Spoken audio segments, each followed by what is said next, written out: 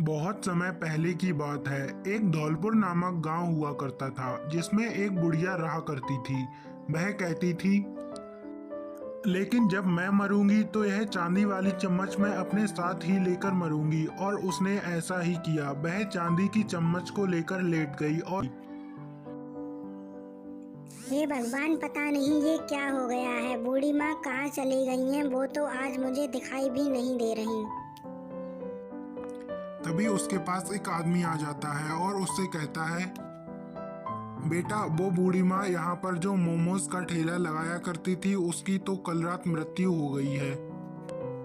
उसके बाद एक औरत वहाँ आ जाती है। वह उस लड़की से कहती है, तुम्हें बिल्कुल भी शर्म नहीं आती? तुम इतनी हट्टी कट्टी होकर भीख मांगती हो और दूसरों के ऊपर पलती हो।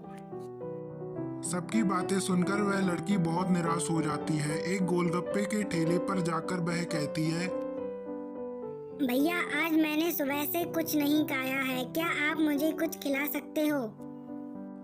भाग जाओ यहाँ से। मेरे पास गरीबों को खिलाने के लिए और दान करने के लिए कुछ भी नहीं है।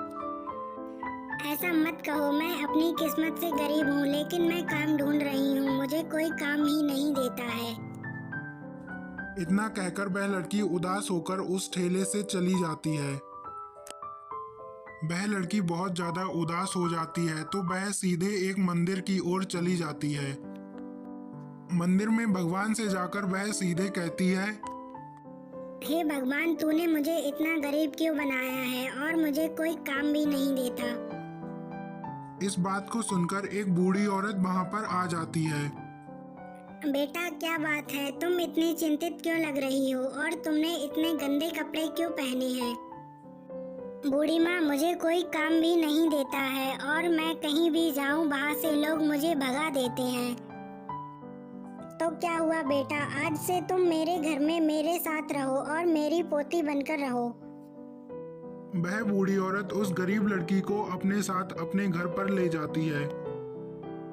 देखो बेटा, यह मेरा घर है और मैं यहाँ पर अकेली रहती हूँ। आज से यह तुम्हारा भी घर है।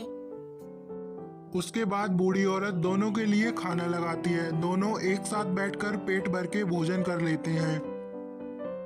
बेटा, इस बैग में मेरे पास थोड़े से पैसे बचे हुए रखे हैं, जो तू ले जा और बाजार से कुछ सामान खरीद कर ले आ। वह लड़की पैसे लेकर बाजार की ओर निकल जाती है और सारा सामान खरीद लेती है। वह बूढ़ी माँ से कहकर बाजार में एक अपना मोमोज पानीपुरी का स्टॉल भी लगवाने लगती है। उसके स्टॉल पर काफी ग्राहक भी आने लगे थे। पहले दिन ही उसकी अच्छी खासी आमदनी भी हो गई। अब वे दोनों बहुत खुश रहने लगे।